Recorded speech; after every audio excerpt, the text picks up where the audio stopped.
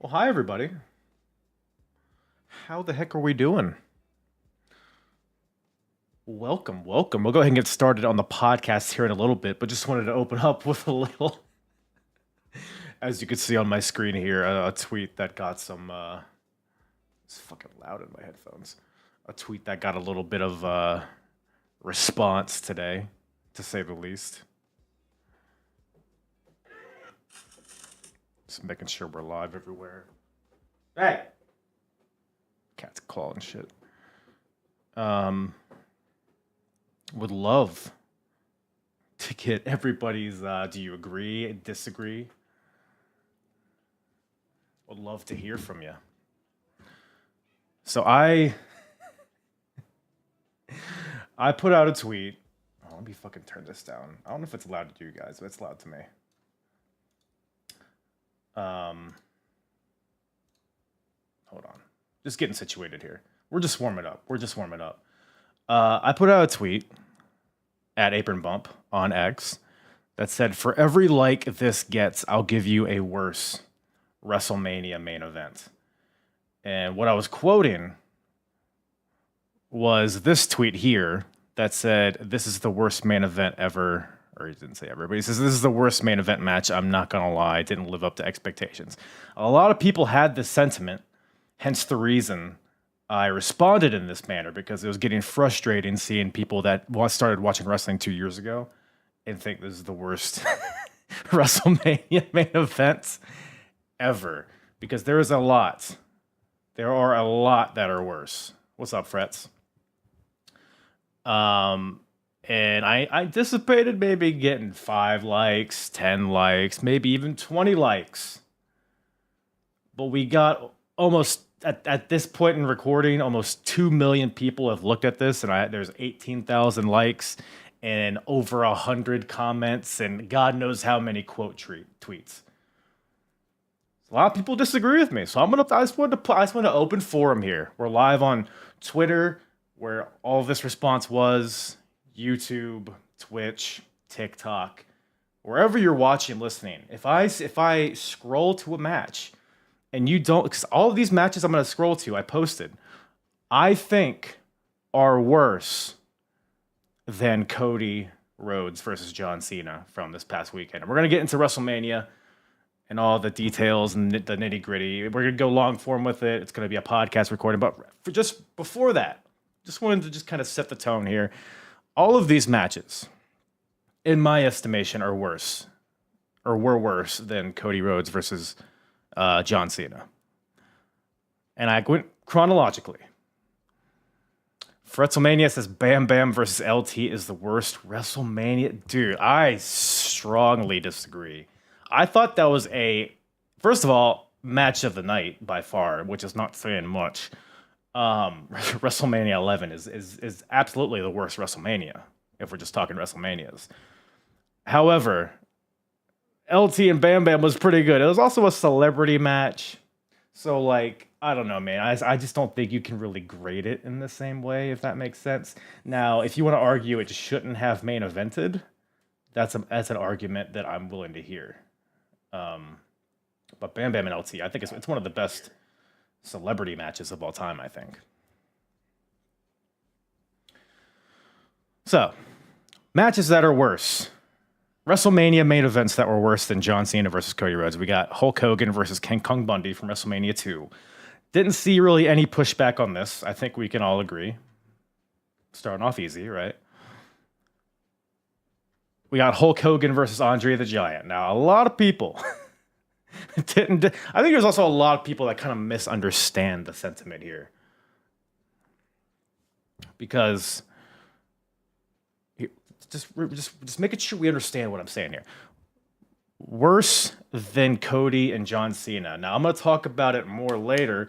I don't think it was a bad match overall. I think it had a terrible finish. There's a lot of bad things about it, but I think as a match, it was okay. Like, it wasn't a great match, but it wasn't a bad match. So, not every match on this list is a bad match. But, in my estimation, my opinion, every match here is worse than Cody Cena.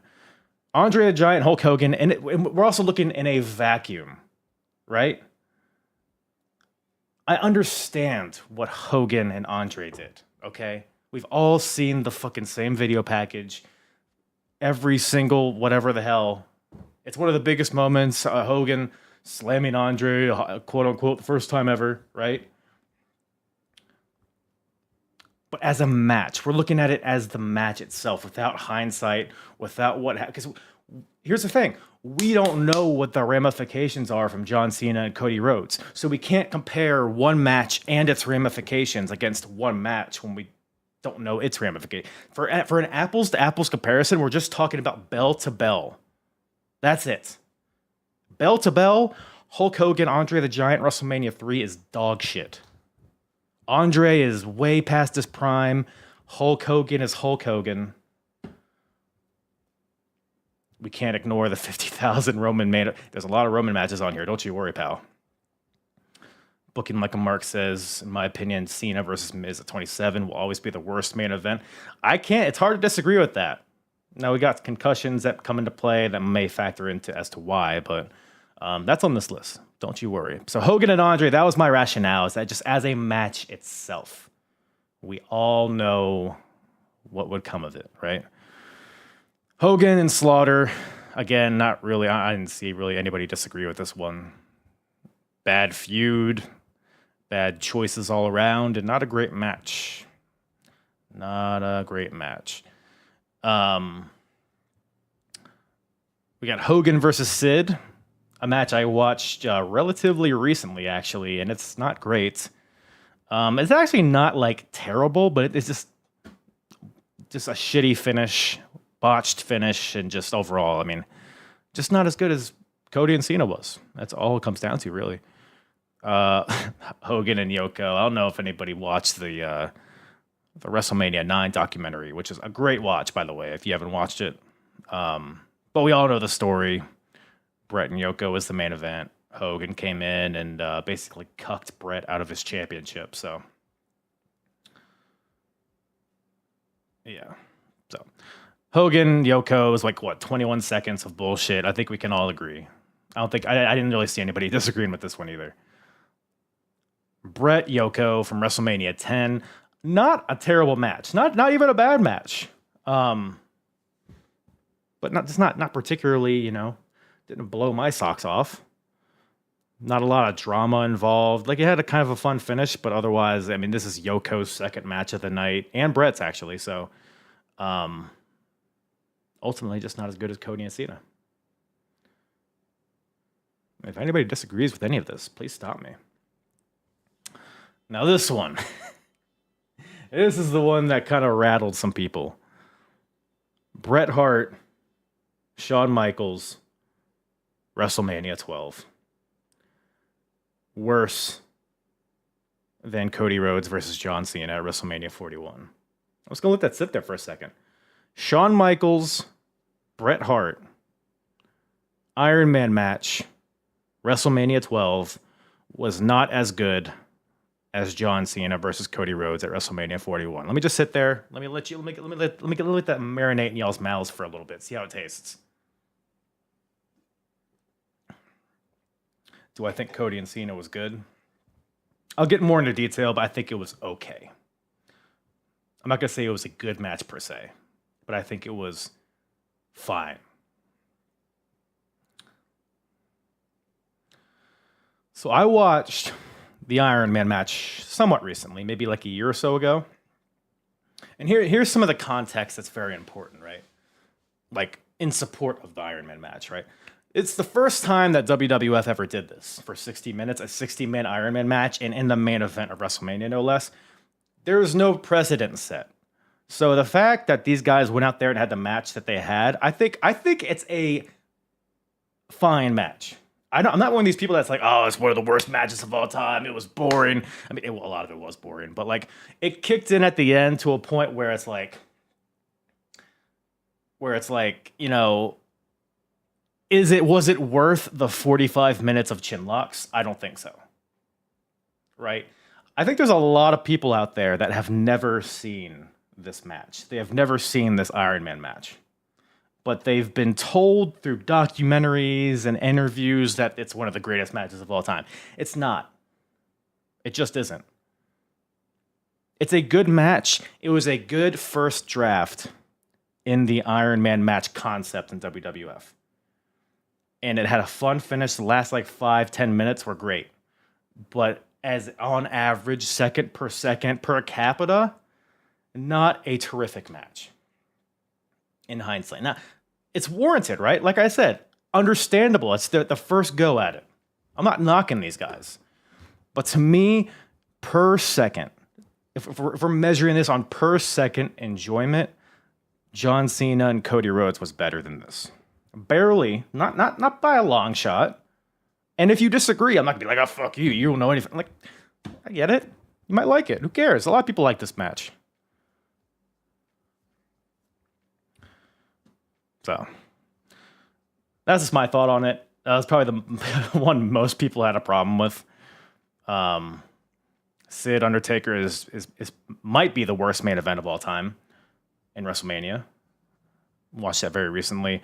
Austin Stone Cold. It was another okay match, marred with injuries. Not a bad match. Let me highlight that. Not a bad match, but not great, and it didn't reach the highest of highs that Cena and Cody did. The WrestleMania 2004 way. It's kind of. This is probably the one that if there was one I could take back from this list, I might take this one back.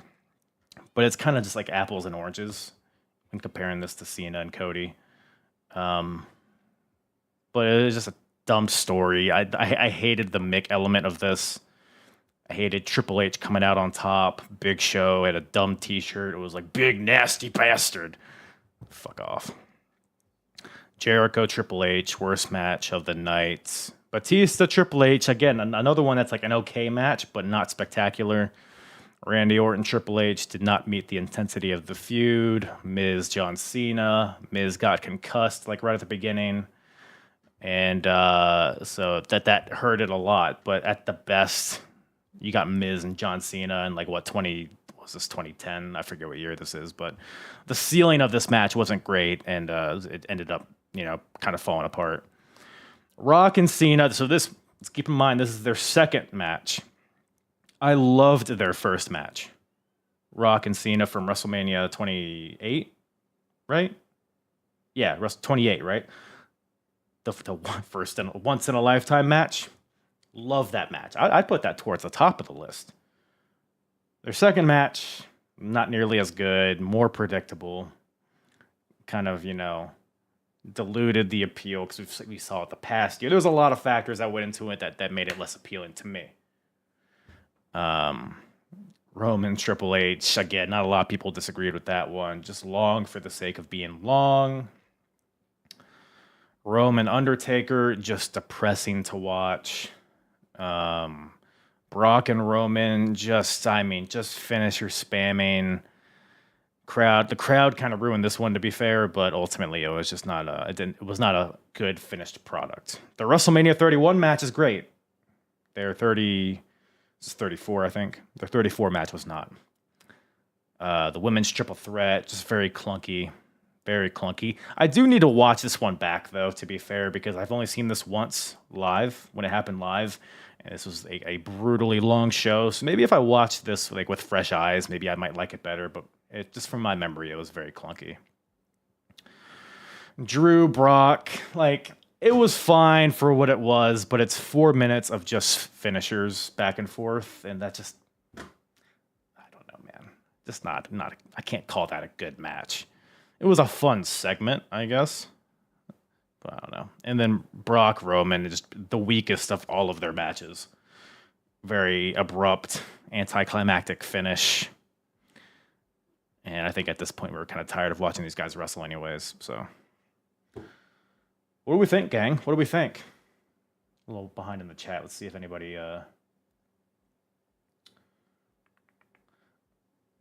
LCN3 says, okay is perfect. It wasn't necessarily bad, but it wasn't great either. I respect and agree with you. I assume we're talking about the Cena Cody match. I appreciate that. Why The Rock always starts stuff and never finish. We're going to talk about that. What's good, Yo, what's up, Pluggo? How you doing, man? Mike Tyson was the worst main event and lacked creativity. Talking about the 14, I guess, right? Or 15? No, 14. Bam Bam LT. No, I talked about that earlier. I kind of like that match. It's fun for what it is. Terrible WrestleMania, but main event was fine. Cody and Cena, middle of the pack as far as main events go. I agree. You know what? You want to talk about WrestleMania? Let's talk about WrestleMania, shall we? So this is if you're unaware, we got a lot of people watching on TikTok right now. A lot of you people might not be aware, not you people. A lot of people out there might not be aware that I do a podcast, mainly covering old school wrestling, covering, the 90s, Attitude Era, Ruthless Aggression, but also the golden eras of TNA, Ring of Honor, other lesser known companies. Mostly what I do is chronological timelines, reliving those eras of wrestling, and it's a lot of fun. But occasionally I like to pop up on here and talk the current stuff. And after WrestleMania, now we're after the Raw after WrestleMania, and we got that Rock interview from Pat McAfee that we need to talk about. It's a lot to get into. Glad to have everybody here. Let's get into it, man. Where do we even start? Give me. So I have a little text down here. Give me your hottest takes on WrestleMania or the Raw after WrestleMania or just anything going on in WWE right now. Get the ball rolling there. But ultimately, it's kind of just overall thoughts on Mania. Let me pop out this chat here real quick. I thought it was an okay WrestleMania. It was okay. Out of the 41 WrestleManias, I don't know. I'd probably maybe number 22 or something. It wasn't a bad show. There was some not so great stuff that occurred, but there was some also really good stuff. I think ultimately the lackluster build it didn't help matters because there was a lot of matches that were just matches for the sake of matches. It felt like, and didn't have a lot of heat to it. Like LA Knight, Jacob Fatu was a great match, but it had no heat. Logan Paul, AJ, two talented guys in their own different ways, but nobody gave a fuck. It's like, why would you? You know what I'm saying? So, but there was, the main events were each significant in their own ways. We'll talk more about other stuff here, but Travis Scott made the main event worse. Yeah. I mean, we got to start with the main event, don't we? We got to start with the main event. John Cena, Cody Rhodes. We were just talking about it. We might as well get into the nitty gritty of it. I'm not going to talk about move for move, beat for beat, what these matches were because we all just watched it. John Cena wins number 17, beats Cody Rhodes in the main event of WrestleMania.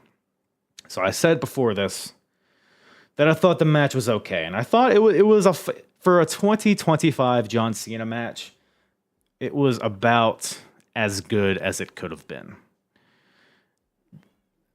Let's be real, guys. Cena, this dude hasn't had a good match since maybe the AJ series.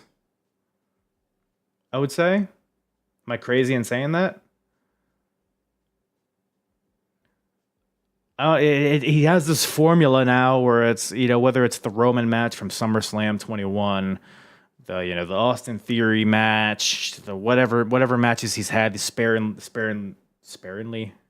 since he's been sparingly showing up. It's been fine. He does the AA, they kick out. He does the AA from the second rope, they kick out, and we all got to pretend to be. When John Cena hit the AA from the second rope onto Cody, no part of me even flinched. That should be a good near fall. That's a move that has finished matches before. That used to be a super finisher. But now, if this match kind of felt very it kind of fell into the modern day formula of you hit your finisher, kick out. I hit my finisher, kick out. I do mine from the second rope. I do mine twice in a row, kick. Again, the crowd was somewhat into it. It had a decent energy to it, and seeing John Cena as a heel for the first time in terms of like bell to bell was interesting. I will say that. Um, but then fucking Travis Scott comes out, dude. They're not finishers anymore. They're just signature moves. I don't even know if they're signature moves really at this point, man. It's just basic, left X. You know what I'm saying? You have to stun the guy to hit him. Um, yeah, then Travis Scott comes, and this all kind of bleeds into the Rock interview from earlier today. I don't know if anybody got a chance to watch or listen to that as of recording this. It happened like 5 hours ago. Um, I guess to kind of just cliff notes, paraphrase what Rock was saying, because obviously the sentiment online is that Rock should have been in the main event, which I completely agree with.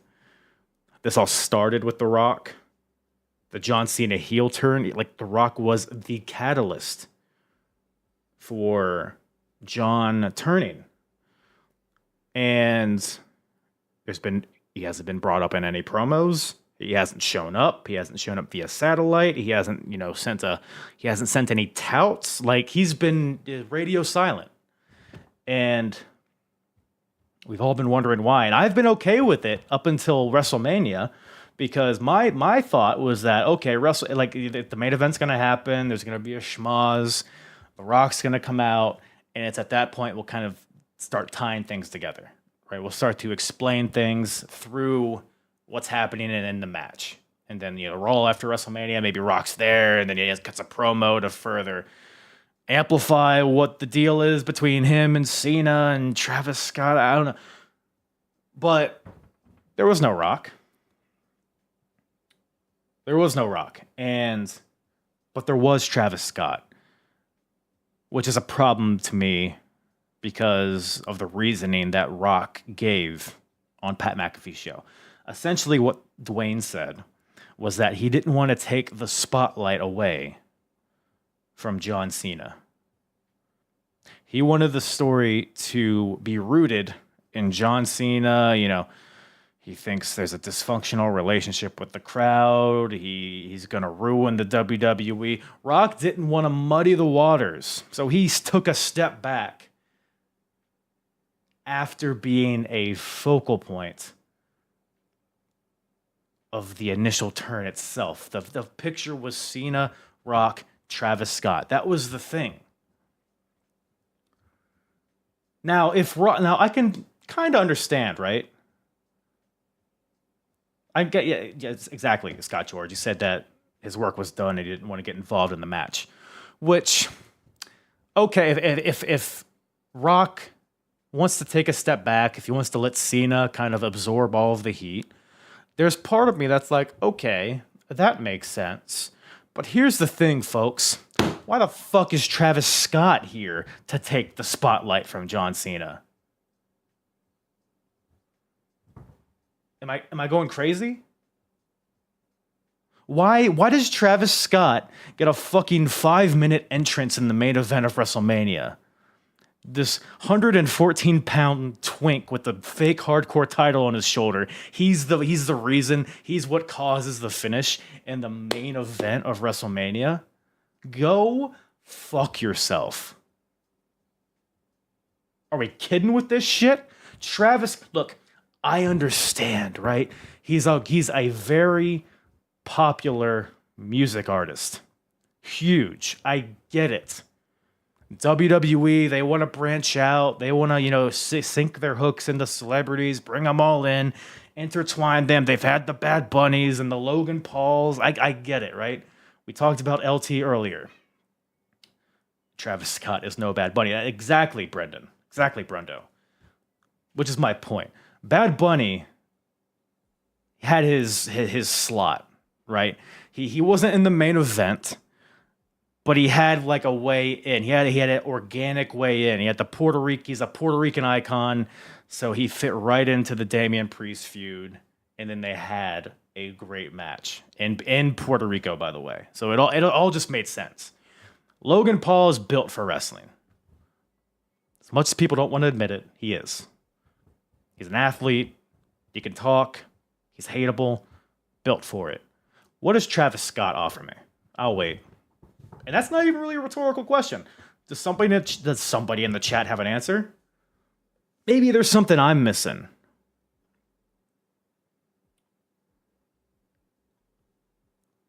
Travis Scott.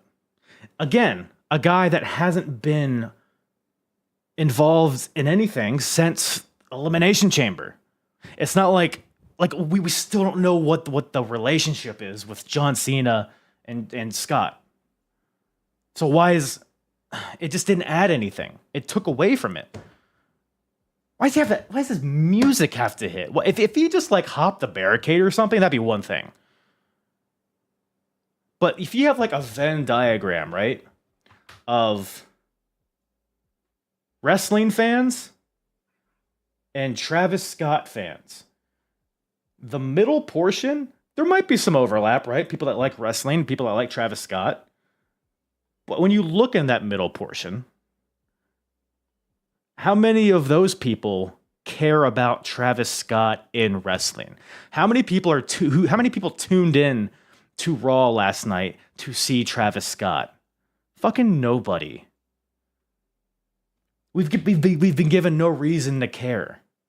We've been given no reason to, oh, what is Travis Scott? What is his involvement? Nobody cares. I think he's just bringing younger generations to watching WWE. I get the intent. It's the execution, though, that leaves a lot to be desired. He offers riots at his concerts. Yeah, maybe that's a part of John Cena's shtick. Maybe he's going to cause some trampling in his next match. But if that happens, I'll eat my words. But Scott George says he says that Travis Scott's been training to be a wrestler at Booker T's school, and Cody owed him a receipt.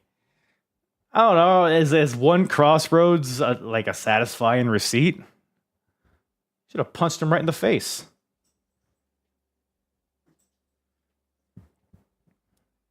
I don't know, dude. But like I said, overall, Cena, Cody, I thought was okay. Somebody in the chat said earlier that it was a good match. It was a PLE worthy match, but not a WrestleMania worthy match. And that's pretty much where I stand with it. That's where I'm at.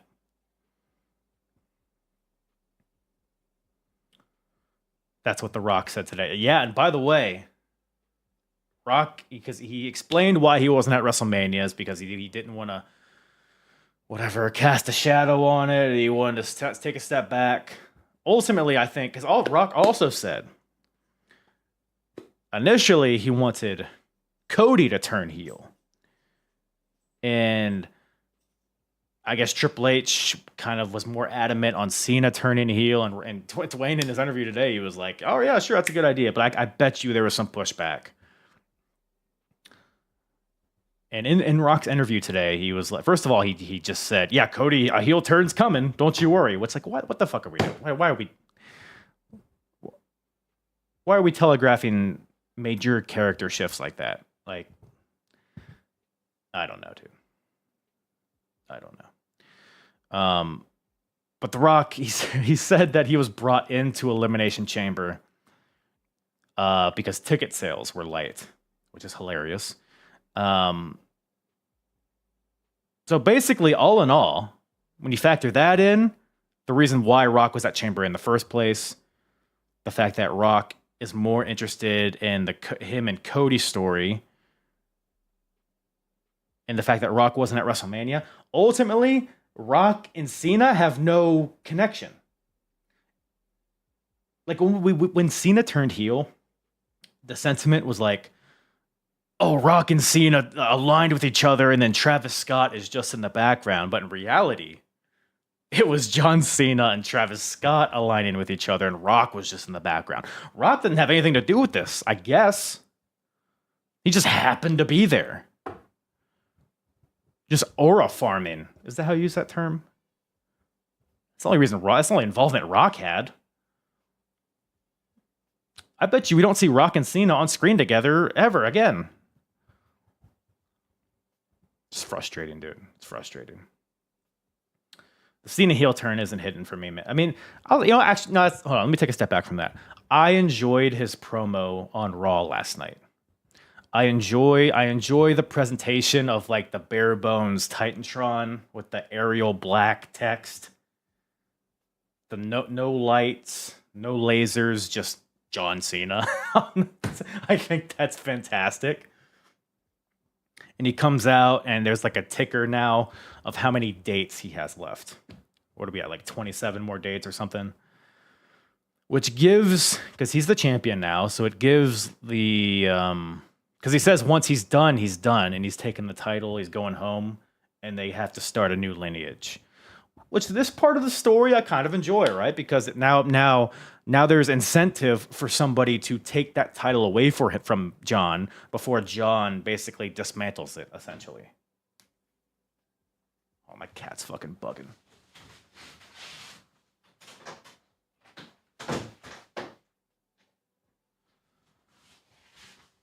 So it's like a countdown timer. It's like a bomb about to blow in 26 days, and somebody's got to stop it. Somebody's got to disarm the bomb. It's kind of silly, but I kind of like it. But it supplies good tension to his title reign. But the problem is now there's like this air of like, well, he's not going to lose it at Backlash. Like, he's not going to lose the title when he has 20 plus more dates left. So it kind of adds a little level of predictability in his reign, at least for the next few months. So there's that, but I don't know. My thought, with Cena's first promo is that he came off very generic. It came off very like if you're in the performance center, learning to cut promos, and it's like a prompt, like a basic prompt you get to be a heel, like heel 101 type shit. What John Cena feels like he's doing. You people. His character is very, you people don't never love to be like, this is shit that we should be seeing on Evolve or LFG, not from the top guy of all time in the main event of WrestleMania.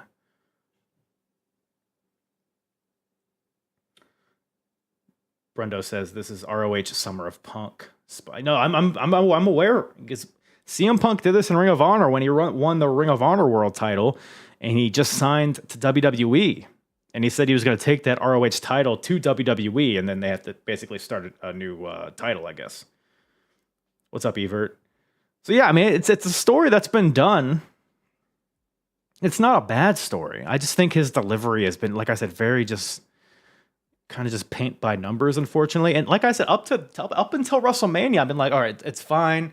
Cena, he's still kind of trying to figure this heel thing out. But when the Rock element comes in, that's when all the pieces come together, right? That's when all of the flavors come out, and we see this evolution.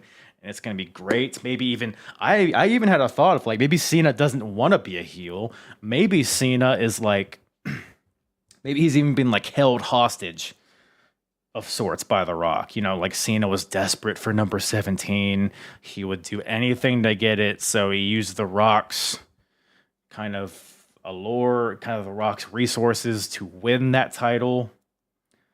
But he didn't want to be aligned with The Rock. So it was kind of like he had to do what he had to do, but then he was going to eventually regret it. But now it's just like with no Rock involvement, it's just John Cena's just being a dick. And I don't know. It's a very shallow story, I think.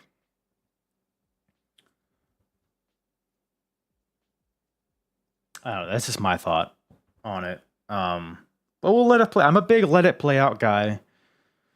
We got Cena and Orton coming up at Backlash, as we all kind of predicted, with it being in St. Louis, which I never thought I'd be excited for a Cena and Orton match, but with the flipped dynamic of their, the rest of their history, it's going to be interesting to see how that plays out. I think Randy's a lot of fun to watch at this point. Cena, he'll hopefully continue to evolve in this heel character. I guess maybe we shouldn't expect him to be a great heel right out the gate. I don't know. Maybe I'm just being optimistic, but I don't know. What do we all think? I hate that Cena's going out the way he is. I think he'll still turn back babyface at some point. But at this point, like, who the fuck knows? Yeah, I'm quite disappointed in The Rock. Yeah, same here. I got his fucking. You see his face up there, the Terramana bottles. My cats are named Dwayne and Rock. All right. At this rate, I'm gonna have to change their names to like Shinsuke and Nakamura or something. You know what I'm saying? I think Cena retires as babyface. I agree. I just don't get how he redeems himself to the fans after what he said. Yeah, I think you can always put it in reverse, especially because the crowd's like not booing him as hard as they were at first. So I don't think it'll be a crazy switch. I think, you know, in my head, the story was going to play out that Cena turns heel, and then eventually he would like learn the error of his ways. He'll realize that he always preached never give up, but then he gave up on the fans, but the fans never gave up on him. That's how I see this happening. And I think his last match he'll go out in a on a high note. I don't know who he would face. At this point, I doubt The Rock's gonna ever wrestle again. Because that would make sense.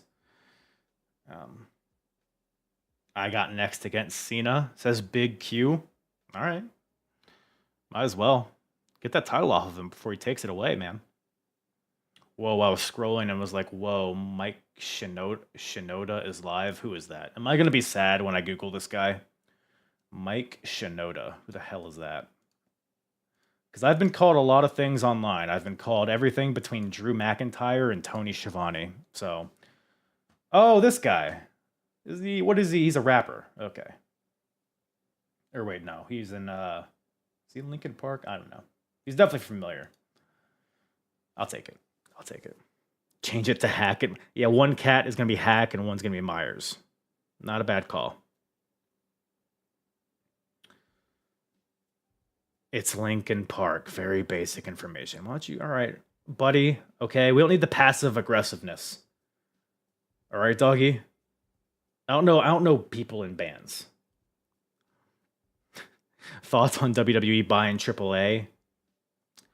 Listen, I can't tell you that I've ever watched a. Did I say double A? Triple A. I don't even know what I said. Triple A, right?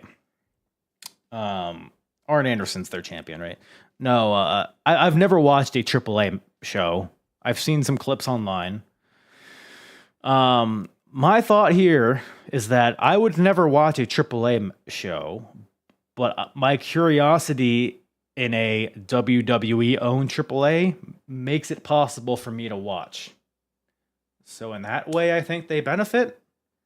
I don't know if the idea is going to be to have a NXT Mexico like they did NXT UK, and what they got, they're partnering with Noah too, right? So are they going to have like an NXT Japan and an NXT Mexico, and then weren't they going to do like an NXT Europe or something? Wasn't that the thing a while ago? I don't know if that's still a thing. WWE will ruin AAA in ring. AAA is far superior to. I mean, sure, I'll take your word for it. I mean, it's a very different style. I mean, it's hard to compare Lucha Libre to Roman Reigns versus CM Punk type matches. You know what I'm saying? But I don't know. I mean, I'll try to keep an open mind. Isn't dumb Alberto Del Rio their champion? I don't know how that's gonna go. Nacho Libre, like Vikingo is a part of it.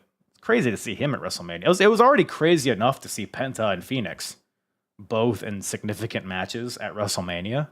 Not even like not even like just a tag team scrambly type of match. Phoenix was in a one-on-one match at WrestleMania. He's a last-minute fill-in, but record book states that he was in a one-on-one match at WrestleMania, which is not a thing that a lot of people get to say. And then Penta was a crazy reaction in that four-way, which is one of the best matches of the weekend for WrestleMania, in my estimation. The Intercontinental title four-way. Penta, Finn Balor, Dom Mysterio, Braun Breaker. Dom gets the win. Man, that kid is over, is he not? Dom Mysterio. It's crazy. Though the best baby faces tend to be able to switch from, like, they started out as significant heels. Like, they were getting big reactions as a heel, and then they're able to kind of like transform that same magnitude of reaction into the opposite direction, which it seems like that's what Dom's doing. I also think people are just kind of respecting him and how he's continuing to grow as a performer. And I think, like, I see these interviews from Dom just like in like post shows or like just random like online interviews. He's like, Dom Mysterio is a funny fucking dude. Like, he's super charismatic, super likable. We've all watched him grow up since 2005, SummerSlam. I'm excited to see Dom's journey for the next year or two and beyond, obviously. But I'm excited to see this new chapter of his career. And his IC title reign. Should be interesting. Had a pretty good match with Penta on Raw. Dirty Dom. That's right, man. Dirty Dom just joined, by the way. Is he watching? I hope so. If it is you, Dom, much love. Love your work, man. Love your mustache. Jealous of it, to be honest. Do we need to wrestle with the shirt around your waist, though? Is my question. Do we need that? Absolutely. Only path I see for Cody getting the belt back is winning Money in the Bank and cashing it in. Cody's not winning Money I hope he doesn't win Money in the Bank. Actually, maybe they could make that make sense if it's like, if it's a thing where like Cena won't give him a rematch or something. But I don't know. I think you could. They kind of fumbled the Money in the Bank last year. I don't know if we want to do a kind of clunky thing like that again. I feel like people don't comprehend what Cena is doing, especially the IWC. Care to elaborate, D-Real? I saw an interview, I think it was Scott D'Amore. He said that Cena, because Cena's whole thing is that he's not going to give the fans what they want. So Cena went out there and had an intentionally shitty match. Because storyline? I don't know if that's what you're saying, D-Real, but that's just a shitty way to go about this, man. To have a bad match on purpose, which is not what happened, by the way, but it's just the thought of that. There's people that went to WrestleMania, paid tens of thousands of dollars to be there, and you're going to have a bad match in the main event? I talked a lot about the match earlier. I thought it was an okay match, but I don't know, man. I don't know. Do we get Team Heyman versus Team Roman at War Games? Probably. I think we should did we talk about that? Let's get into that. Great, tremendous, arguably match of WrestleMania. The triple threat main event on night one. CM Punk, Roman Reigns, Seth Rollins. I think a lot of people were predicting that Seth would align with Paul Heyman, because it was so like Paul Heyman was like the focal point of the entire feud. It's like, well, he's definitely going to factor into the finish, and it's not like he's just going to go with the guys that he's going between. Like, you have three guys in there, and he's been going back and forth between Punk and Roman. Well, Seth's there, so that's like the easy like swerve, I guess, quote unquote.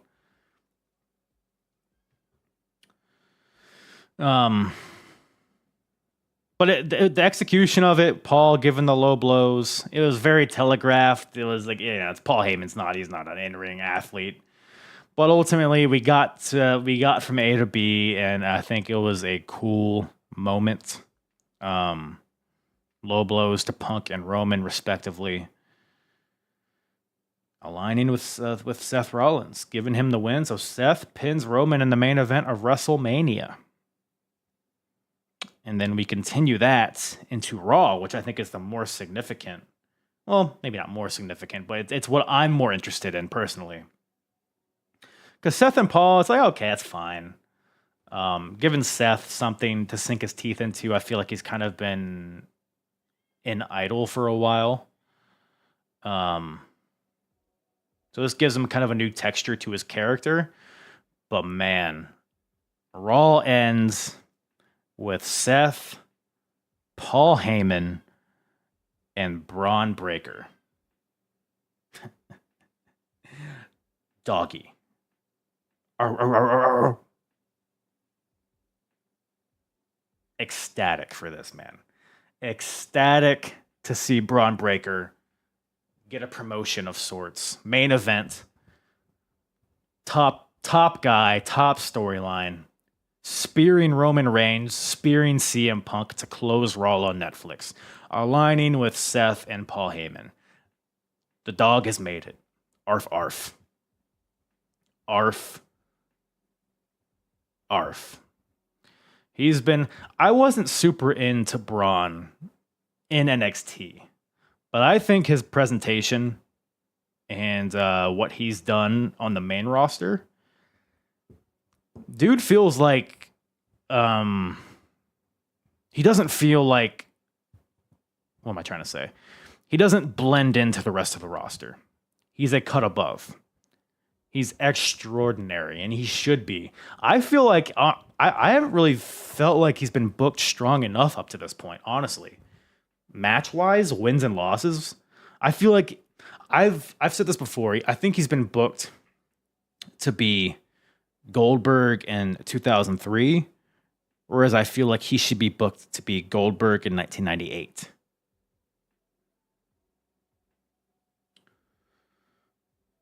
That's my thought, but I like where we are at now. Braun is like the Batista in this new evolution type faction. I don't know if they're gonna add more people.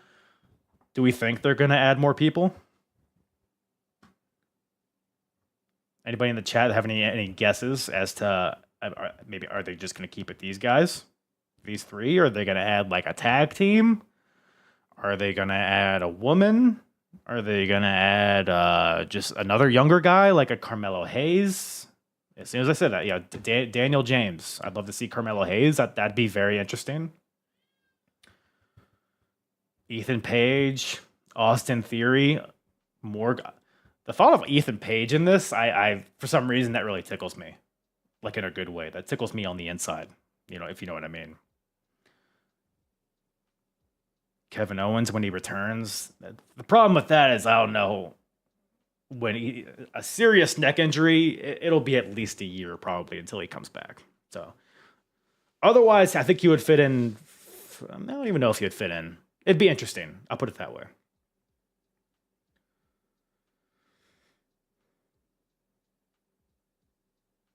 Yeah, Ethan Page. I did that Ethan Page Ricky Saints match at NXT Takeover was great. I'd love to see Ethan Page. I think that'd be the shot in the arm that he needs from like a character perspective, because he's a good talker and he can deliver in the ring, but I think he just needs like that extra spice, and I think this would be a good thing for that. Finn Balor, I don't know, man. I wouldn't hate it, but I feel like Finn is just destined to be. He would be the fall guy in the faction if that were the case. Trick Williams. I don't know if Trick would be a top choice for me, but Finn needs a singles run. I think he's just a background guy, unfortunately, at this point, man. But yeah, as a result of that triple threat match, we got this new faction, which I'm invested in it. It's compelling to me to see a new version of Paul Heyman, new version of Seth Rollins, and Braun Breaker getting the spotlight. And then whoever else. Ilya Dragunov, that'd be interesting. But this prompts so much, curiosity. I'm seeing a bunch of names in the chat. Bring back Sarge and what? Bring back Sarge and he could be Goldberg 2001. Sure. Bring up Briggs and his partner. Ooh, what's his name? The Japanese fella. Fuck. Inamura? Is that his last name? That guy fucks. Briggs and Inamura. I don't hate that idea. I vote Eugene. Sure. 2025, I think we'd be more we'd be more accepting of him.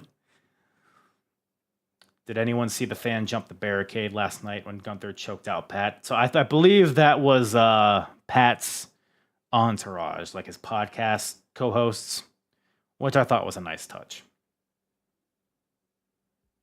Which I think that's actually a good segue into Gunther and Jey Uso, ladies and gentlemen, for the World Heavyweight title, opening up night one.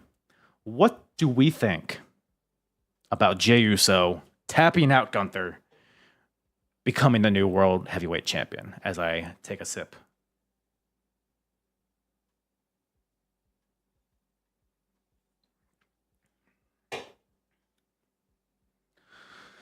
Yeet. Am I right or am I wrong, fellas? It didn't feel believable. Gunther has a history of tapping early. Valid comments from the chat here. It was poetic that he made him tap. Finally, he deserved it after what Gunther did to Jimmy just a few weeks ago. I hear you guys. So here's my thing, right? I like Jey Uso, right? I've always loved the Usos from their debut, even in the Tamina days, before the face paint, and then when they did the face paint and the dance into the heel turn on the early SmackDown 2016 days, into the Bloodline, into where we're at now. Big fan of Jey Uso. Big fan of Big Jim. Love them as a tag team. I like them as singles. Maybe that's a better way to say it. The story of Jey, because here's the thing. People are comparing it to the Ilya Dragunov Gunther story, which there are parallels. Ilya had a few cracks at Gunther and he lost each time. Came close, but ultimately lost. And then finally, he was able to beat Gunther with a sleeper hold. But here's the thing. We're not going to sit here and compare Ilya Dragunov versus Gunther or Walter. We're not going to compare those matches against Gunther and Jey. Just completely different genres of brutality. Not even in the same, not on the same page, not in the same book, not even in the same fucking library. Just completely different levels of brutality. Not only that, because that's kind of subjective, it can be. The Ilya matches, like Ilya's targeting the neck, he's targeting the head. He's chipping away at him, brutalizing him, blood, bruising of the chests. It's a war. It is a drawn out war. And when Ilya locked in that sleeper hold, it was the straw that broke the camel's back. It was a culmination of offense. The sleeper hold just happened to be the thing that put him in. The Jey match, WrestleMania, nothing happened before that sleeper hold. A couple shitty spears and some splashes. It's the same idea on paper, but the execution was just not convincing. I think the match in general was pretty boring. I thought their Saturday night's main event match was much better. I think Jey as a singles, I want him. He's one of these guys. He's like Karrion Kross to me. Him and Jey Uso are on the same kind of level for me, where I enjoy their characters. I enjoy their out of the ring, their promos, their charisma, their presentation. I enjoy it. But then that goddamn bell has to ring at some point, man. And Jey he doesn't do anything. Like, he's so slow. Everything he does The spear, he just jogs to the ropes, and he doesn't even leave his feet for the spear, dude. What are we doing? The splash. And I'm not one of these guys where it's like,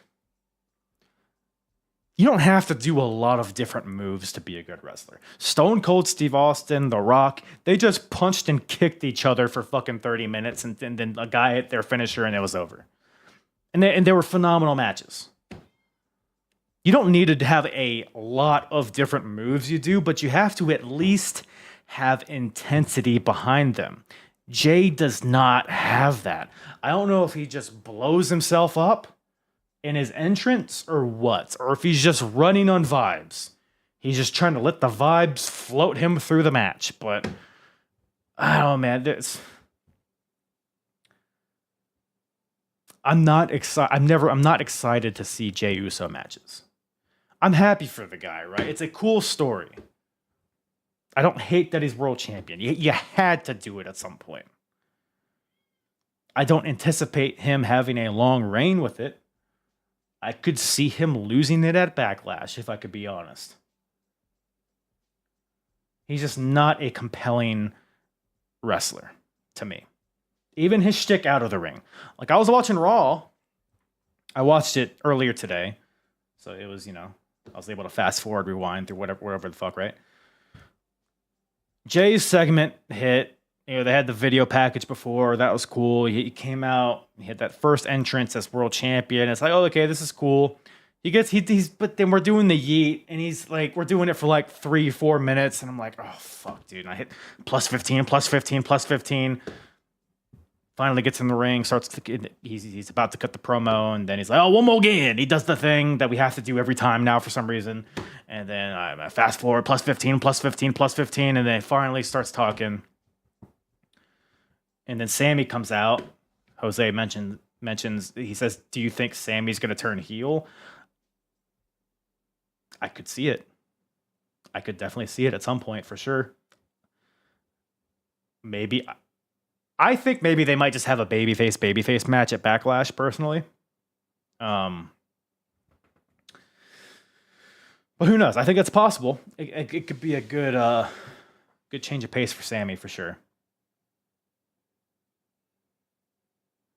But whatever, they have a cool moment. Sammy comes out. He has a very compelling reaction to Jay's title win. He's excited for him. Like, if the passion was there, you could tell it was real too, right? Jimmy comes out. He's like, oh, by the way, I'm here. I'm your twin. Remember me? That's funny that he was like secondary. They all hug and they do the fucking yeet, and that's it. But let me tell you this. I fast forwarded because, by the way, I knew watching this, I knew that nobody turned. But I had no interest in seeing the yeets. Like, again, there's only so much of it. It's like, it's fast forward. Enough. We got it. We need something else. If you have steak every day, you start to not like steak. So that's not even steak. He's like a flank steak, maybe at best. Jey Uso. He's 93.7 ground beef. Jey Uso. Braun is going to win it next. You think? It's either going to be Braun or Seth. Probably going to be Seth, since Seth is pretty much the leader of that faction. I could see Seth. They might extend it to like SummerSlam, maybe. I don't know. Or maybe it's Seth and Jay at Backlash. I could also see that very easily. Seth is the play. I agree. HJ, Kyle, no yeet. Goddamn right, Brundo. Braun wins heavyweight, and eventually Seth wins WWE champ. I don't think they're both going to be the world champions. I think Seth wins the world title, and we potentially get. I think they basically replicate the Batista Triple H story. I think maybe Braun and Seth is WrestleMania 42 for the world title. Thoughts, or is that too soon? I don't think it's too soon. Braun's a very volatile guy. I don't think he's going to be the heavy for a faction for a long time. He's going to want that glory at some point. Who else is going to be in the faction? Braun, Seth, and who? We talked about this a little bit earlier. I think Ethan Page was a good choice. Austin Theory, perhaps. There were some other good suggestions. Becky. Becky would be a fun kind of addition. That would make sense. I wouldn't hate that. Carmelo Hayes was another suggestion. Lexis. All right, but take your Lexis King and take it somewhere else. Oh yeah. So Jey Uso, he's world champion. Whatever, man. I don't enjoy his work particularly, but let's let it ride. Let's let the vibes take us where they take us, and hopefully he just doesn't have too long of a reign. I don't think we need to overextend that. I understand them putting the title on him because you had to capitalize on it to some extent, but we don't need to overstay our welcome. Rhea entering that faction. Aleister Black. I don't think Aleister Black would be. I think he's got his own stuff going. What do you think the future of Gunther is, considering the last segment where he crashes? Thank you for bringing that up. I meant to touch on that in relation to this Jey Uso stuff. Absolutely loved the Gunther segment on Raw. Bullies Michael Cole, chokes the fuck out of Pat McAfee. There's fuck you Gunther chants. Finally, Gunther has heat. Come on. This is the piece that I think Gunther's been missing. He can wrestle his ass off, but he just hasn't done anything that, I know he bloodied up Jimmy, which maybe was the first step in generating this heat, but Gunther, he's at least going to take a break from the world title scene, I would imagine, right? But I think he can take this time period, this era of him, to kind of just build that heat. Does he have a match with Pat McAfee? Does he... I saw somebody on X suggest this, and I don't know how I feel about it, but I could definitely see it happening. What do we think? So you could have Pat McAfee versus Gunther, but I don't think that's a believable matchup. What if Pat McAfee gets him somebody to wrestle on his behalf? Or better yet, because Michael Cole seemed to be the guy filled with piss and vinegar, what if Michael Cole gets somebody to wrestle on his behalf? I'll give you all any guesses as to who this hired gun could be. I guess not because it's not like a confirmed thing, but the suggestion that I saw was Goldberg. Thoughts?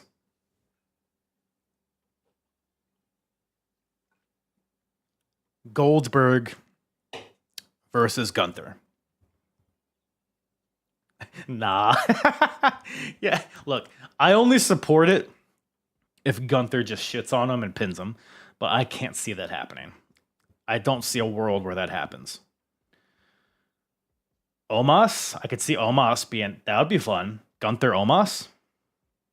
Especially with Omos. Is Omos or Omos? I never know what it is. But seeing his growth from his matches in Noah against Gunther, that'd be a fun dynamic, I think. Rusev? Yeah, sure, why not? Rusev Gunther? I like that. I mean, hold on.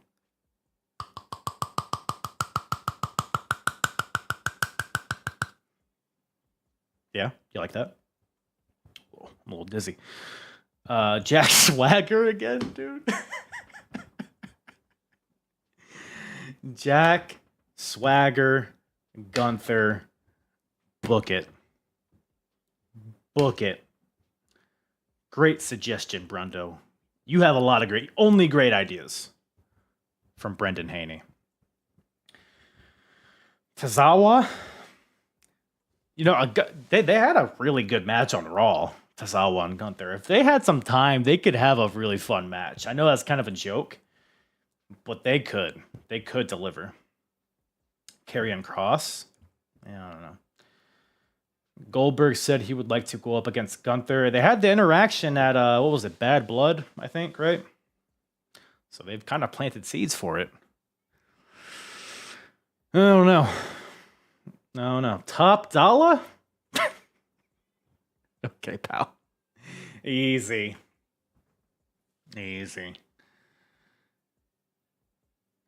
Penta versus Gunther? I don't know. Be a fun match. I think Gunther's. I was watching an interview of Gunther. I think it was on Chris Van Fleet. He said that the hardest he's ever been chopped was from Penta. It like sliced his chest open. So maybe it owes him a receipt of some sort. It should have been John versus Gunther and somebody completely different against Cody. I'm inclined to kind of agree. No, I mean, I guess to go back to the Cena thing real quick. In my world, John's story would have been like trying to get number 17, unable to do it, and then he finally does it at the very end. It seems like we're kind of doing the reverse, but I don't know. I'm kind of bummed because it feels like we're not going to see a lot of Cena matches with newer guys. We're going to see Cena Orton.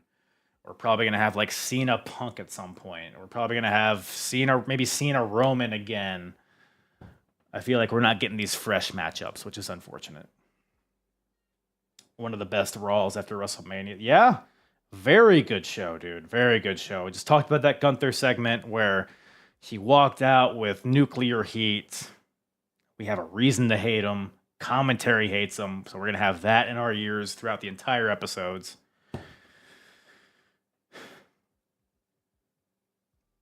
Gunther versus Oba. Moonstem. Hell yeah, pal. Hell yeah. One day we're going to get that. Pete Dunne, Gunther? Sure. Io and Steph stole the show. Booker should have been there. Yeah, I mean, I think that's just the tip of the iceberg as far as what they're capable of, too.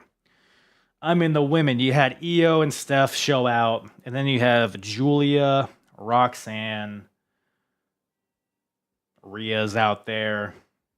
The women's title picture is exciting, man. I don't know how many of these were like official call-ups or if they were just kind of one-off appearances, similar to like what Roxanne has been doing in the past year or so, having just like random appearances, but yeah, but talking about stars, we talked about how Gunther came out of Raw feeling like he had some heat. I'll tell you who finally feels like a fucking star. It's Io Sky. Dude, look, and when I say that, people are gonna be like, "Oh, she's already been a star." Like, she's been a great wrestler.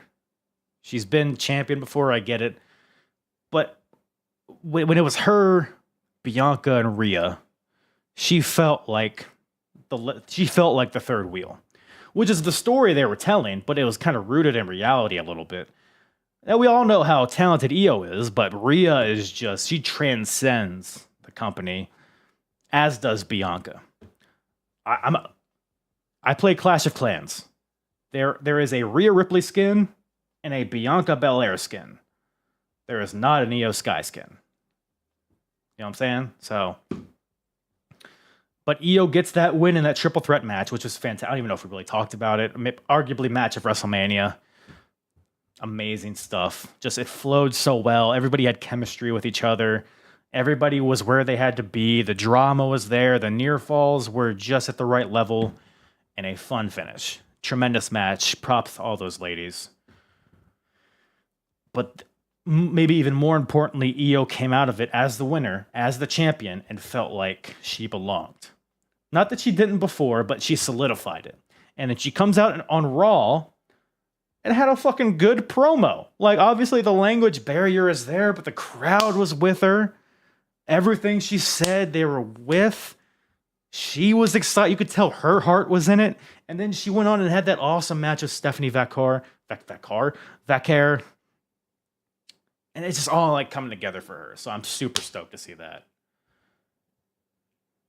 Another just massive weapon in that women's division. It's great to see. Io feels like a bigger deal than Asuka to me. I don't hate that assessment. now she's getting much more crowd attention compared to her last reign. Absolutely. She was just kind of buried on SmackDown before, buried like within Damage Control. Like there was like 6 or 7 different entities involved in the storyline, and she was just one of them. Now she feels like the center of the attention. So I think that was a win. I think the women, she natural babyface. I agree. I don't know if you meant Rhea because he said SHEA. Okay, yeah. With her moveset, the moonsaults and all that stuff, just the colors, the charisma. I think she's a good heel too, but I'm liking her run right now. Solo should have interfered in Mania Night 2 instead of Travis. Would have been better than Travis Scott. No argument from me. I want to see more of Stephanie. She's killing it. Tune in tonight, NXT. It's Tuesday, as of recording this. I think she's defending her title against Roxanne. That should be pretty good. Bayley got done dirty, though. You know what? We should talk about that, right? Now, since we're talking about the women.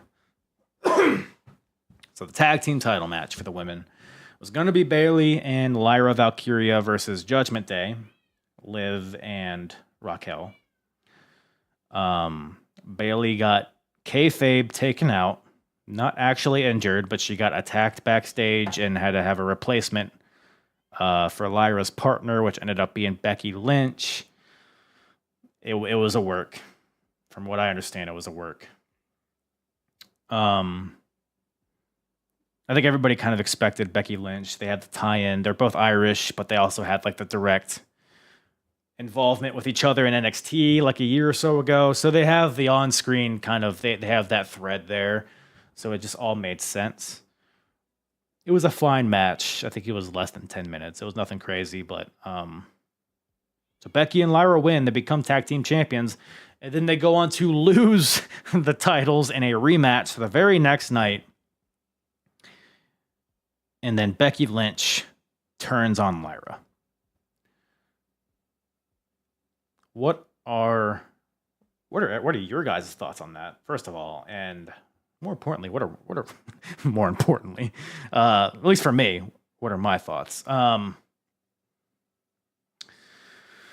So my thought when Bayley was announced that she was going to be taken out, my thought is that okay, it's probably Becky. Becky's probably going to replace her, and the story is probably going to be that Becky took out Bayley to insert herself in this match due to a vendetta against Bayley of some sort. She was going to slide in. She was going to be teaming with Lyra. They were going to get some title defenses under their belt.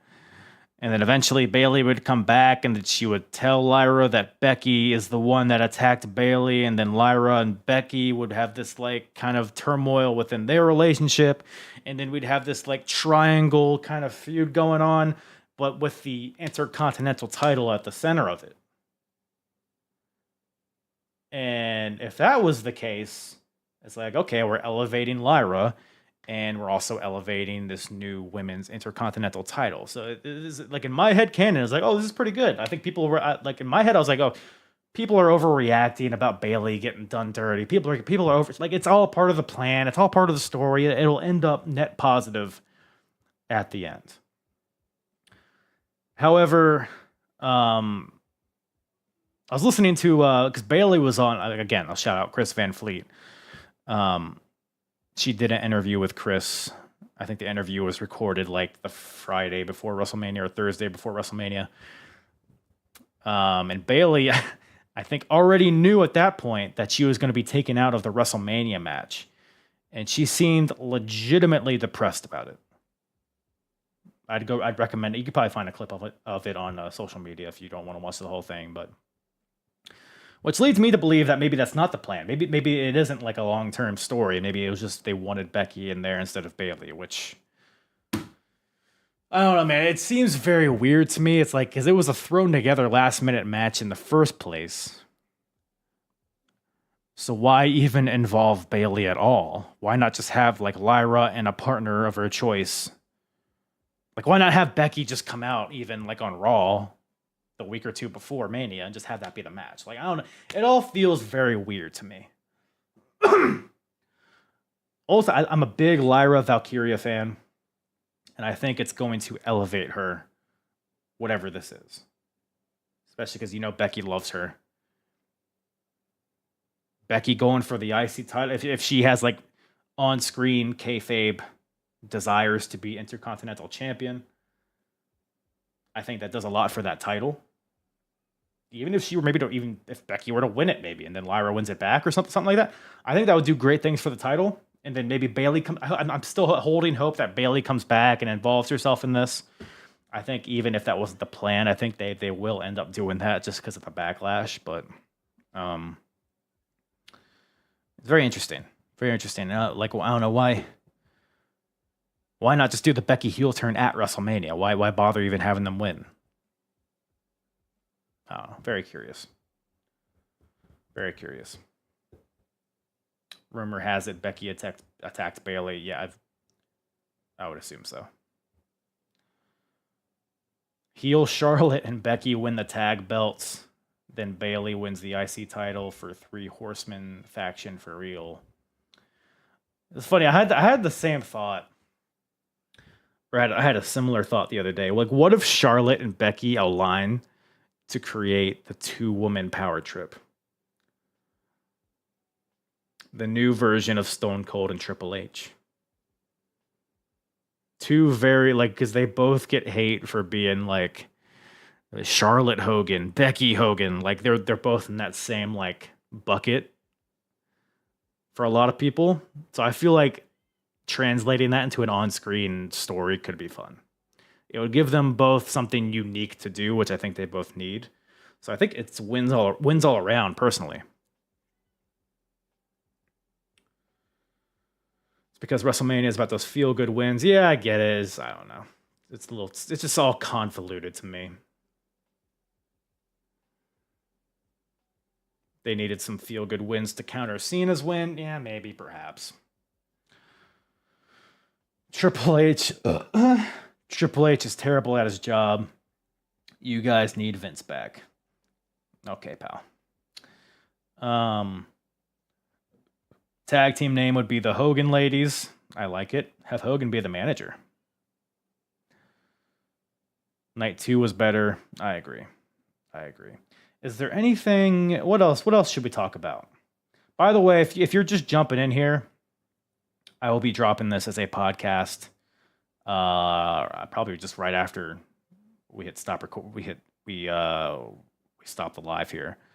So if you want to listen to this entire episode, it'll be on my podcast feed, the Apron Bump podcast. It'll be on my YouTube as well, at Apron Bump on YouTube. So if you want to, we've talked a lot about WrestleMania and the Raw after WrestleMania. What else should we talk? Rusev, by the way, came back. I don't know if we touched on that really. Well, what do you think about the SmackDown tag titles missing WrestleMania? I think that's insane. We have this ice cold New Day War Raiders match that had zero build. It had one segment on Raw dedicated to the build. And they both come out. You can hear a pin drop. It's insane. Match was fine, but nobody cared. Whereas the SmackDown tag division has been low-key, really good. Stories, the Street Profits, their character evolution, DIY's new heel characters, Motor City Machine Guns. I mean, the opportunity to give those guys a WrestleMania match was missed. You got Pretty Deadly in the mix, the Garzas. And now they're going to have a triple threat match on SmackDown. Exactly, Jose. The Garzas.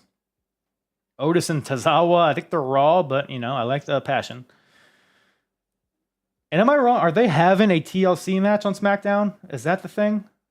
Or was that just a rumor I saw online? SmackDown triple threat ladder. Or is it a ladder match? I don't know. But even if it's not, right? Even if it's just a triple threat tag match, it is TLC. Okay, sweet. Why the fuck aren't we having that? I guess they want to pull in people to watch SmackDown, but like, if you have, it's a WrestleMania. It's the thing. It's the thing we're all building to. Cut out the Raw tag match. And you know what? Cut out fucking the AJ Styles Logan Paul match, which is a complete waste of time. I had high hopes for that match. That match, another ice cold match that nobody had any reason to care about. Cut out those matches, put in this TLC match. It would have given a whole new wrinkle, a whole new texture, a whole new peak to the show. It would have elevated the entire night. It would have elevated the SmackDown titles. It would have been a great showcase.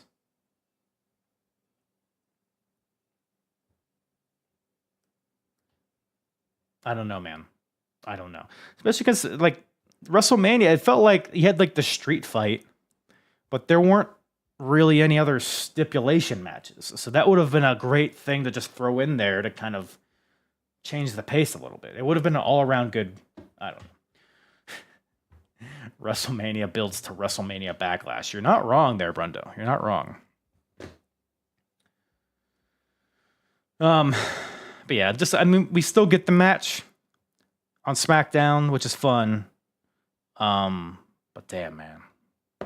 Give those guys the spotlight they deserve.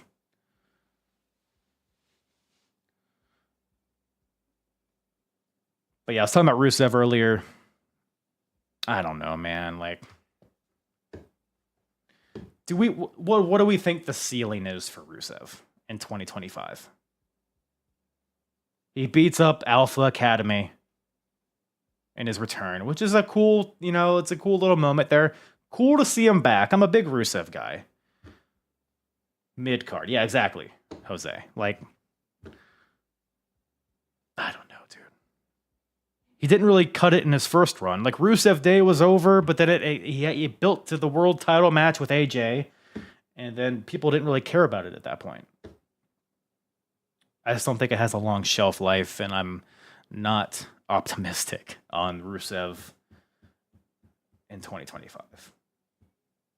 Maybe if he wants to enter the IC title scene, sure, why not? And I feel like Rusev's still in the ring. He could still go. I just don't think he ever had that, like, appeal.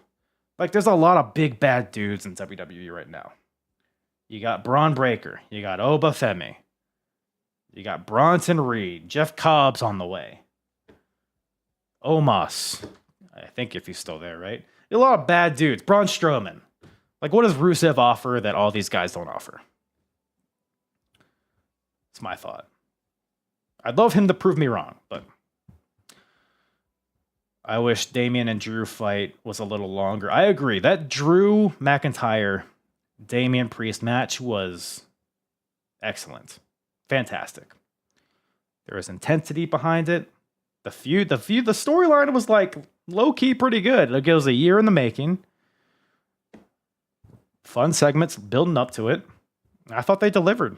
I don't know if they stole the show necessarily, but it was one of the top matches of WrestleMania for sure. Did they bury Joe with Orton?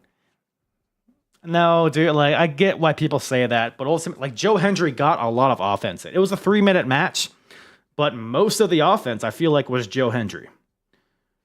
So he didn't get squashed. I know that's not what you're saying, but, like, no. The fact that the TNA World Title was on WrestleMania at all is a win for the company of TNA. It was a culmination of Joe Hendry's odyssey that he's had throughout his career. And he had a match with Randy Orton at WrestleMania, and you can always say that. So no, he'll be fine. He'll be fine. What I think about the Karrion promo, sensational. Karrion Kross always delivers on the mic. He's maybe the best talker in the company right now. Maybe number one. When I talked about this earlier, I compare him to Jey Uso. When that bell rings, he shits the bed every time. He's just so soft, dude. His stupid elbow finisher is just like a quarter of the speed of Will Ospreay's hidden blade. His offense just isn't convincing. I even watched his Bloodsport match. It's like the guy he was fighting was trying to have like a chop battle with him, and he just was throwing limp sausages at him. I don't know, dude. I want to see Karrion like he's like Jey Uso. I'm rooting for him. Just needs to put a little sizzle in his offense.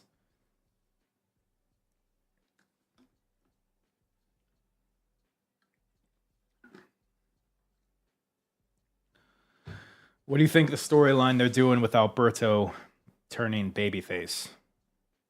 Alberto? Del Rio? Is that a story? Or is there another Alberto that I'm forgetting?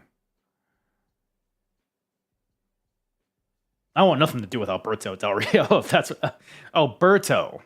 Isn't it just Berto? Humberto, not Alberto. Are they turning babyface? I like them. Like, you know, whatever character puts them in the spotlight, I support. Again, that tag division's so deep, man. It's so fun. Give them the spotlight. Segments with Andrade. Andrade is another guy. Like, where's he been? Give him something. What else? Phoenix, El Grande Americano. That's another match. I wish it had more time, but the time it got, I thought was great. Let me look at my notes here. Is there any like major things that I've skipped? Anybody in the chat want to remind me if I'm forgetting something? Oh, you know what match we need to shout out that far exceeded my expectations? Jade Cargill, Naomi. Awesome stuff. Naomi's finally found something that like clicks. I was never into the glow stuff. Like, it just never. I don't know, man. Even she won the title at WrestleMania, and it was like, all right, now what? Her promos have never been really good until this new character, which seems like something she's comfortable doing. Seems like something that comes off genuine and natural, and it translates well into her offense bell to bell. Naomi's always had it, like, in the ring. So I'm happy to see Naomi find the success that she's having right now. And then Jade Cargill, Travel with B, says she's improved. I agree. I've never been of the opinion that Jade was bad in the ring. Well, I wouldn't say never, but like the past couple of years, I feel like Jade Cargill hate has been super exaggerated. You know, she's a monster. She's Goldberg. She's Pitbull number 2. She's Ahmed Johnson. She's not here to do fancy chain wrestling. She's not Zack Sabre Jr. She's not going to do some smooth transitions and submissions and drop toe hold. Like she's a behemoth. She's here to do power moves and drop people on their head. That's her appeal, and she does it well. She's been doing it well. And I think she's found her spot. The stuff with her and Naomi, I thought was great. Do I think a triple threat between Naomi, Jade, and Bianca would happen? I think Bianca finds her way back into this feud eventually. I don't think Bianca's innocent. I think Bianca had something to do with Jade getting attacked. I think maybe her and Naomi are in cahoots. That's just my thought, but another storyline I'm interested in. So they got me. It's good stuff. Yeah, I hope we get some sort of something with that trio of ladies.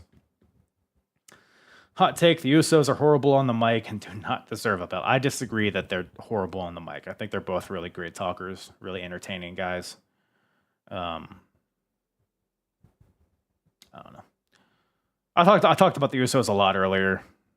Happy for Jay, but I hope that his reign is not long. Is the long and short of it.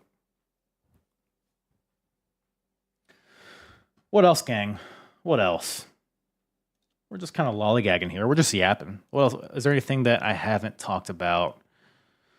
LA Knight, Jacob Fatu. I might have touched on this earlier, but that was another match I really enjoyed. Fatu getting the win. Jacob Fatu, new U.S. champion. I mean, just thumbs up all around. I am skeptical on where LA Knight goes from here. I hope he's involved in something substantial. I don't want him to just get lost in the shuffle, but happy to see Jacob Fatu. It was only a matter of time. He's a beast. Let's have him have a Gunther-esque reign with this U.S. title. That's my thought. I'm sure him and Solo will come to odds at some point, but LA Knight should go to Raw. I don't disagree. I do not disagree. Could use a shakeup for sure. So he can compete for the world title against Jay. That's kind of a fun idea. That's not a bad idea at all. Maybe like turn him heel or something. Go against Jay. I don't mind that. Penta should have won against Dom instead of Dom. I'm fine with Dom winning. Penta will get his shot. Penta, he didn't get pinned. Well, he actually did get pinned on Raw. Penta's fine. He'll get his moment. I really thought Roxanne attacked Bayley since the story seemed to be cut. That's also very possible. Maybe they'll go back to that. It seemed like they just paused it for some reason. I think Penta is being overused. I kind of see what you're saying, but I think he knocks it out of the park every time he's used. So I think he's being used a lot, but I think it's working. So I wouldn't say overused per se, but I kind of know what you're coming from. I don't disagree with you often, Kyle, but Jade wasn't good in that match. I disagree, Scott George. I disagree. I mean, I thought she was fine. I thought she was good. She's missing a few knee pads to be Ahmed Johnson. Yeah, that's what Jade needs. That's what's really going to lock her in. More knee pads. That's the secret.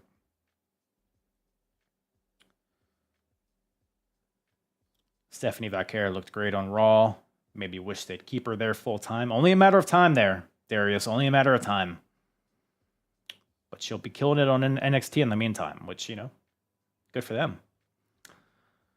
I didn't believe a word that Rock said today on the Pat McAfee show. I agree. I talked about it earlier. It's a lot of just... I didn't want to take the spotlight away. Since when, Dwayne? Since when is that a concern of yours? Rusev versus Gunther. Yeah, I think at some point. I think we kind of covered it. Like I said, if you guys are just popping in late, this will be dropping as a podcast here later tonight. The Apron Bump podcast, link in the bio, wherever you're watching this. Also on YouTube. We talk a lot about WrestleMania, the Raw after WrestleMania.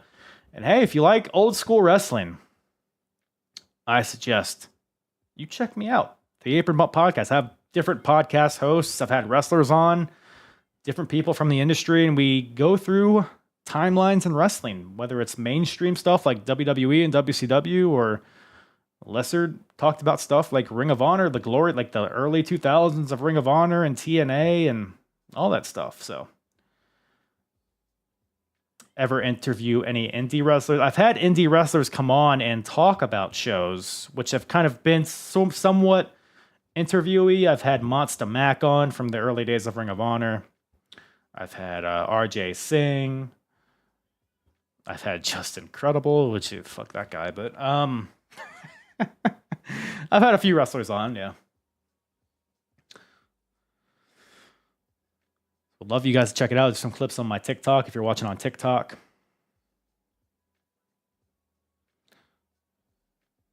Hell yeah, Chris. Shoot me a DM. Let's figure it out. Do I think Becky is going to Seth and Paul Heyman like join their faction? Yeah, we talked about that a little bit earlier. I could definitely see that happening. I think adding a woman would make sense. And what else is Becky doing realistically? I guess feuding with Lyra, but ultimately I don't see it happening. I think her and Lyra is probably going to be a standalone thing, but maybe after, if it's still going. Aleister Black joins a new faction. I think Aleister is going to have his own thing going on SmackDown. because I think he's coming back this week, right? They've already promoted that, so. Not gonna lie, I think WrestleMania seemed to have very slow-paced matches. There were a couple of them, yeah. It felt very monotone. It felt like a very monotone show, if that makes sense. Maybe Roxanne and Becky versus Bayley and Lyra. I could see that happening. If the thought is that Roxanne is the one that attacked Bayley, I'd be surprised if we didn't get that. But I feel like I don't know. I feel like the women's tag titles should be involved. I don't know. We'll see how that plays out. All right. Well, I think that about covers it, gang. WrestleMania, just tie a bow on it. Tie a bow on it. I thought WrestleMania 41 was a solid show. In terms of WrestleManias, I thought it was middle of the road. I thought there was a couple of really great matches, particularly the main event of night one and the women's world title triple threat. Some other pretty good matches like Jade and Naomi and Fatu and LA Knight. Everything else, the main event of night two was what it was. We talked a lot about that. Everything else felt like, and the Intercontinental 4-Way was really great too. But just this easily could have been a one-night show with the amount of good content. And Priest and Drew, good call. So I think there was enough good stuff to where you can't call it a bad show, but ultimately for WrestleMania, it felt pretty mid. Is what I'll say about that. But I'm intrigued by a lot of the stuff that we got going forward in WWE. Got some returns. We got Rusev and Aleister Black. Potentially some NXT call-ups. We got Seth's new faction. We got Cena's title reign. Jay is champion. Like, there's some good stuff cooking. We got that TLC match on SmackDown this week. There's some good stuff cooking. So, well, as the kids say, let it play out. But I'll end it there. Appreciate everybody tuning in. Appreciate everybody who was in the chat tonight. Always cool to see the participation there. Like I said, if you haven't caught my podcast before, would love for you to check it out. Link is in the bio, the Apron Bump Podcast. Give it a like, 5 stars, rating, all that shit. Like, poke. Stick your finger in my belly button until liquid comes out. Do all those things in that order. So, with that, I think that's how I'll end this. Appreciate everybody tuning in. Love you all. Mwah.